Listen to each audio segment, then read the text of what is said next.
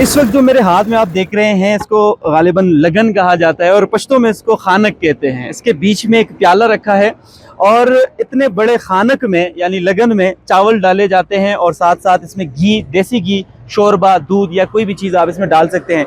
150 सालों से ये लकड़ी से मुनफरिद बर्तन बनाते हैं। इनसे सुनते हैं इनकी कहानी कि ये बर्तन ये कैसे बनाते हैं और आज के इस दौर में इसको ये कैसे लेके चल रहे हैं।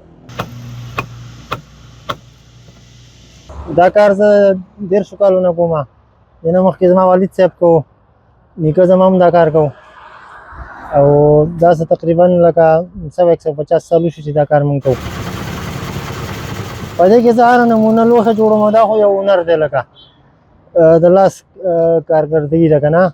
نو څه نمونه شاید څوک زما نه ډیمانډ کړي یاره زه تصویر وینم، یاره ته وښایي چې یاره دا شی جوړول غواړي، زه هر یو شی پکې جوړولی شم. پلاستیک خو هم ښه دي په خپل ځای باندې، شیشه هم ښه ده خو هغې په مقابله کې دا لرګی په 1 نمبر دی. لکه پیالې پکې جوړوم، ګیلاسونه جوړوم، ډونګې جوړوم، څمڅۍ پکې جوړوم، غوری، خانکۍ، چې څه نمونه د استعمال لوښی دی هغه جوړوم پکې. اوسپنه هم د پیتل نه شتیل نه چې ته جوړی خو په شیشې به یې ګرمې که نه، څه مثاله به ورته اچې یا پلاستیک په ویلې کې هغه په دې کې نشته. د لاس صفایي شی دی، لکه قدرتي جوړ شی دی. بل د توت په لرګي کې هم دا جوړېږي، شاتوت لرګی شو، لکه کوم چې صفا لرګی دی. اوس بکیڼه شو، ترخه ده، سپیردار شو، کچه دی، هغې نه نه جوړېږي.